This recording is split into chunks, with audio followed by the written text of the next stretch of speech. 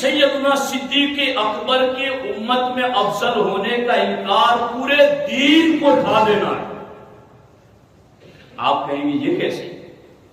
تو یاد رکھنا، اللہ کے رسول علیہ الصلوۃ والسلام نے اپنی حیات ظاہری میں صاف صاف لفظوں سے یہ کہیں نہیں فرمایا کہ میرے بعد فلاں خلیفہ ہے، نامزد.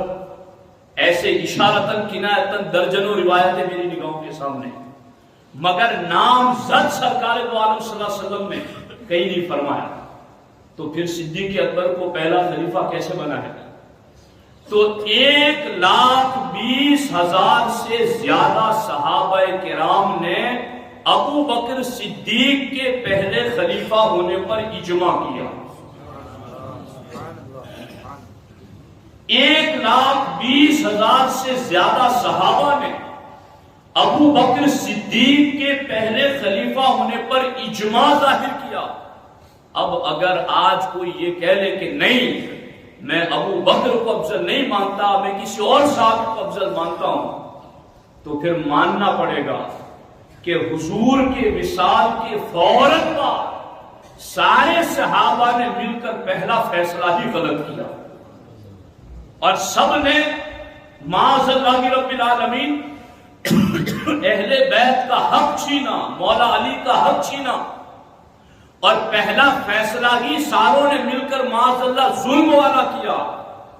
اگر صدیق کو افضل نہیں مانو گے تو یہ ماننا پڑے گا، اور اگر یہ مانو گے تو پھر رافضی پیچھے کھڑا ہی ہوا ہے کہ اگر تم نے مان لیا کہ ابو بکر افضل نہیں ہے، کوئی اور صحابی افضل ہے، تو پھر مانو کہ سارے صحابہ نے ظلم کیا. اور جب سارے صحابہ کو ظالم مان لیں گے تو پھر کہیں گے اب مانو کہ ان کا جمع کیا ہوا قرآن ٹھیک نہیں ہے، اب ان کی پہنچائی ہوئی حدیثیں ٹھیک نہیں ہے. تو ایک ابو بکر صدیق کی افضلیت کا انکار، یہ پورے قرآن کا انکار کرنا ہے، پورے دین کا انکار کرنا ہے. اس لیے سارے صحابہ کا اجماع، یاد رکھنا، اجماع فقہ کی 4 دلیلوں میں اقوال ادلہ سب سے مضبوط دلیل، اور اجماع کی جتنی قسمیں ہیں، اجماع کی ساری قسموں میں صحابہ کا اجماع اجماع کی قسموں میں بھی سب سے افضل. اجماع قرآن، سنت، قیاس اور اجماع میں اجماع تو سب سے اعلیٰ درجے کی دلیل، مگر اجماع کی بھی جتنی قسمیں ہیں ان قسموں میں بھی صحابہ کا اجماع سب سے اعلیٰ درجے کا اجماع. اور سن لو فقہ حنفی کا اصول، صحابہ جس چیز پر متفق ہو جائے اس چیز کا انکار بھی کفر ہے، اس چیز کا انکار کفر ہے.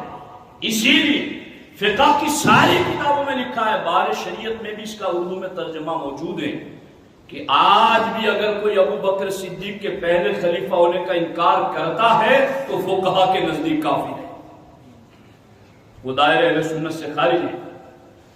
تو بات سمجھ آ رہی ہے کہ یہ مسئلہ کتنا اہم ہے. اب نعت خوان لوگ، میں سب کی بات نہیں کرتا، مگر پہلے ایک زمانہ تھا جب نعتوں کے باضابطہ گھنٹے 2 گھنٹے کے پروگرامات نہیں ہوتے، 1-2 نعت مقرر خصوصی سے پہلے پڑھی جاتی تھی، اور تب کتابیں بھی چھپی ہوتی تھی جس میں سے دیکھ کر عام طور پر 1 چند ہی نعتیں لوگ پڑھتے تھے. مگر اس سوشل میڈیا کے زمانے میں کہاں کوئی رافضی بیٹھ کے نعت پڑھتا ہے، ادھر نعت خواں بھی عالم نہیں، اسے بھی پتا نہیں کہ عقیدے کی اہمیت کیا ہے اور اس میں کیا مسئلہ ہے، تو وہ بھی بس اپنی محبت یا محبت وصول کرنے کے لیے ان اشعار کو پڑھ جاتا ہے اور لوگ داد دیتے.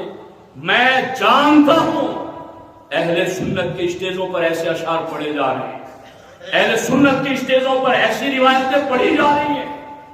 تو کیا بتانا ضروری نہیں ہے کہ یہ مسئلہ کتنا اہم ہے؟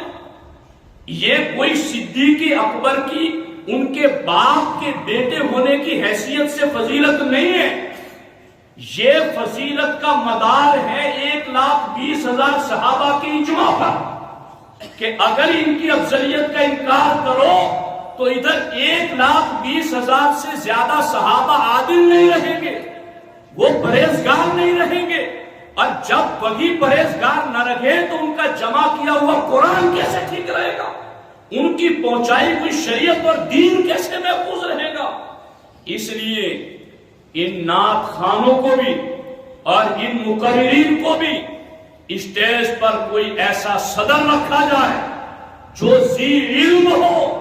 اور امام اہل سنت نے یہ بھی بات فتاوی رضیہ شریف میں لکھی ہے کہ اسٹیج پر صدر عالم دین ہو، تاکہ اسٹیج پر اگر کوئی ایسی عقیدے عمل کی خرابی ہو تو وہ فوراً متنبہ کرے، فوراً ہوشیار کرے. تو یہ چیز عقائد کی دنیا میں بھی اجماع ٹاپ لیول کا، اور اجماع میں بھی صحابہ کا اجماع ٹاپ لیول کا، اور وہ سارے کہتے ہیں کہ ابو بکر صدیق ہم میں پہلے خلیفہ ہے. مولا علی سمیت، اہل بیت اطہار سمیت، انصار و مہاجرین سمیت، مکہ مدینہ کے اور رہنے والے صحابہ سمیت 1,20,000 سے زیادہ کا اجماع اس چیز پر ہے. اور کوئی یہ نہ کہے کہ آپ تو افضلیت کی بات کر رہے ہو، خلیفہ بلا فصل کی بات لے گئے. میں یہ کہتا ہوں، حضور صدر الشریعہ نے لکھا بہار شریعت میں، اور اس پر بھی درجنوں دلیل اس وقت فی الحال میرے ذہن میں، کہ صدیق اکبر پہلے خلیفہ بنے اس لیے افضل نہیں ہوئے، بلکہ پہلے سے افضل تھے اس لیے پہلے خلیفہ منتخب کیے گئے. کیونکہ حضور کی حیات ظاہری میں تو آپ کو خلیفہ نہیں بنایا گیا، چونکہ سرکار خود تھے. لیکن سرکار کی حیات ظاہری میں یہ باتیں سرکار کے سامنے ہوتی تھی کہ ہم میں سب سے افضل ابو بکر صدیق ہیں. فلا ينکر رسول اللہ صلی اللہ علیہ وسلم، اور سرکار اس پر منع نہیں فرماتے تھے، سرکار خوش ہوتے تھے.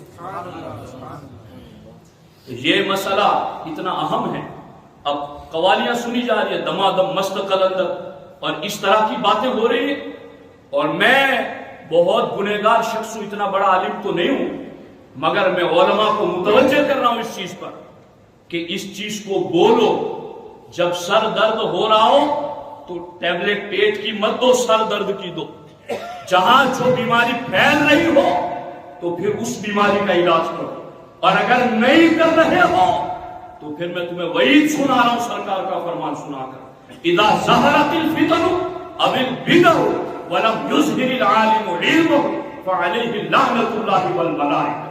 جب فتنے ظاہر ہو رہے ہو اور لوگ نئے نئے عقیدے بنا رہے ہو، وَلَمْ يُظْهِرِ الْعَالِمُ عِلْمَهُ، اور عالم اپنا علم ظاہر نہ کریں، جی لوگ میری محبت میں کمی آ جائے گی، میرے اسٹیٹس میں کمی آ جائے گی، لوگ مجھے کیا کہیں گے. اللہ کے رسول علیہ السلام فرماتے ہیں اگر ایسے وقت بھی عالم چپ کا روزہ باندھ کر کے بیٹھ گیا اور گونگا شیطان بنا رہا تو پھر اللہ کی بھی لعنت ہوگی اس پر، فرشتوں کی بھی لعنت ہوگی.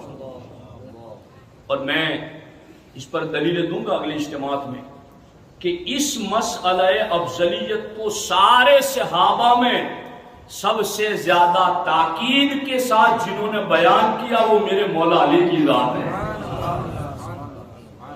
وہ میرے مولا علی کی ذات ہے. مولا علی سے ہمارا رشتہ خون خاندان رسول اہل بیت اطہار کی وجہ سے بھی ہے، مگر ہمارا جب ہم پڑھتے ہیں نا تو ہمیں محبت اس حیثیت سے اور بھی زیادہ ہو جاتی ہے کہ خارجی اور رافضی فرقے ابو بکر عمر عثمان کے زمانے میں نہیں آئے، مولا علی کے زمانے میں آئے، مگر یہ تنہا تھے.